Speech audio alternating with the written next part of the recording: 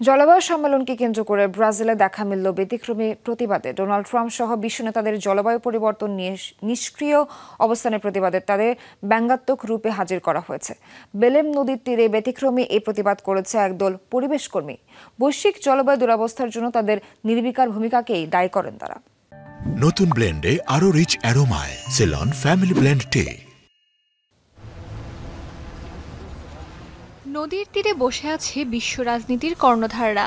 মার্কিন president Donald Trump থেকে শুরু করে রয়েছেন বাঘা বাঘা সব রাষ্ট্রপ্রধানরা। জলবায়ু পরিবর্তনের জেরে পৃথিবী ধ্বংসের মুখে, অথচ বিশ্ব নেতাদের কারোর মুখে কোনো কথা নেই। সবাই যেন নির্বিকার, যে যার কাজে ব্যস্ত। বুধবার এমনই এক ব্যঙ্গাত্মক প্রদর্শনী দেখা মিলেছে ব্রাজিলের গুয়ামা নদীর তীরে। COP30 সম্মেলনকে সামনে রেখে এই ব্যতিক্রমী আয়োজন করেছে একদল জলবায়ু কর্মী। পরিবেশবাদীদের অভিযোগ, পরিবেশের সবচেয়ে ক্ষতি করছে ধনীরা, অথচ তার জন্য দুর্ভোগ পোয়াচ্ছেন বেশি দরিদ্র জনগোষ্ঠী।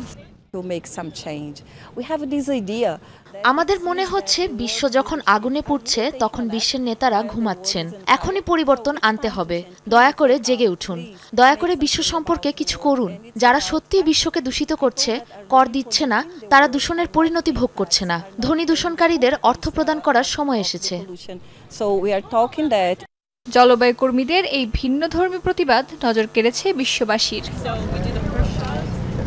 অস্মিতা বিশ্বাস, যমুনা নিউজ।